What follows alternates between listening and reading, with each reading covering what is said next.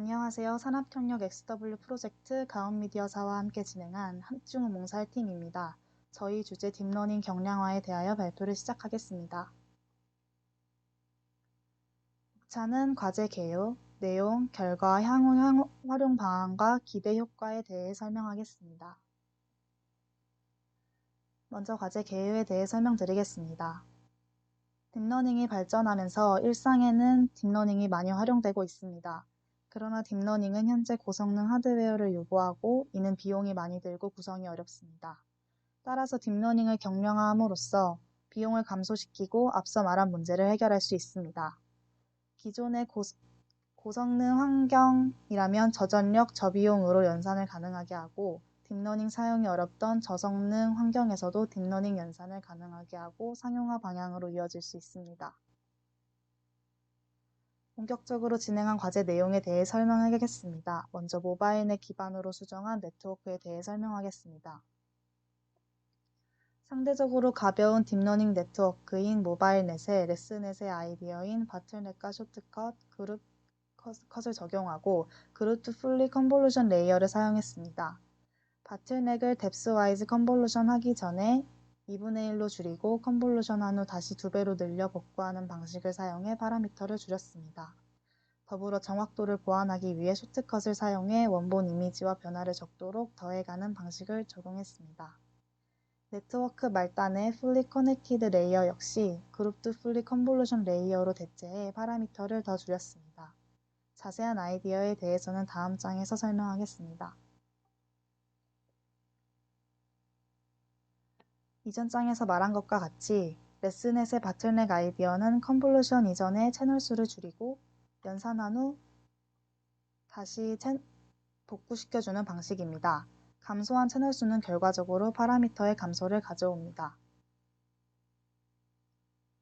바틀넥에서 줄어든 정보량으로 인해 감소할 수 있는 정확도를 보완하기 위해 레스넷의 쇼트컷 아이디어를 사용했습니다. 쇼트컷은 이전 레이어의 피처맵 결과로 나온 피처맵에 더해줌으로써 원본 이미지와 변화가 작아지도록 해줌으로 정확도를 높일 수 있습니다. 저희가 제작한 모든 네트워크 모델에 적용한 그룹 투 풀리 컨볼루션 레이어 개념을 설명하겠습니다. 대부분의 네트워크 말단에 적용되는 풀리 커넥티드 레이어를 대체했습니다. 기존의 풀리 커넥티드 레이어로 클래스를 나누는 것 대신 아웃풋 채널 수를 그룹 개수 G로 나눠 진행하고 클래스 개수를 내보냄으로써 그룹별 연산을 통해 파라미터 수와 연산량을 줄일 수 있습니다.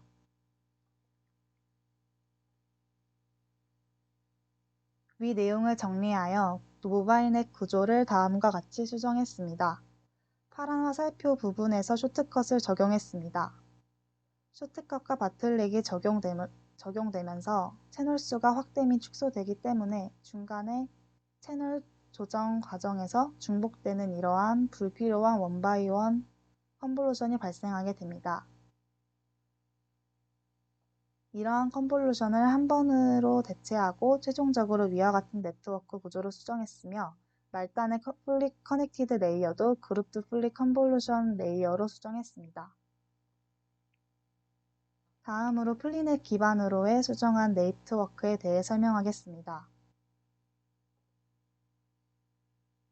플리넷은 작은 크기와 높은 정확도를 가진 네트워크입니다. 이 플리넷의 셔플넷의 개념인 그룹 투 컨볼루션과 이전에 언급했던 그룹 투 풀리 컨볼루션 레이어를 사용해 파라미터 수와 모델 사이즈를 줄이고 채널 셔플을 사용해 정확도를 유지하는 것을 목표로 구현했습니다.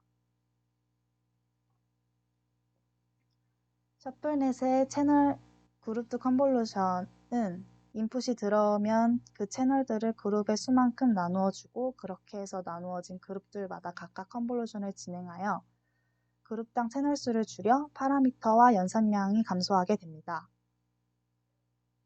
그 나눈 채널을 서브 그룹으로 나누어 서로 셔플해 줌으로써 하나의 채널 정보에 치우치지 않도록 하여 정확도를 올릴 수도 있습니다. 왼쪽은 기존 플리넷 구조의 한 블락인 스템 블락입니다. 이 기본 구조의 원바이원 컨볼루션을 그룹 투 컨볼루션으로 교체하고 채널 셔플을 1회 진행했습니다.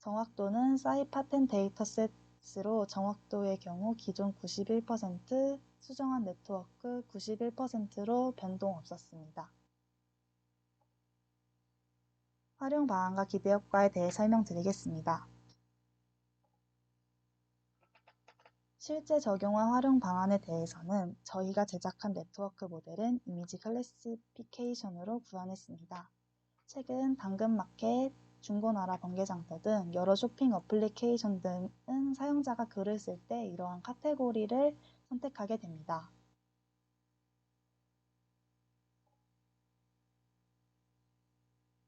최근 이를 제목 및 텍스트 기준으로 머신러닝 모델이 자동으로 카테고리를 추천해주는 개발이 진행되고 있습니다.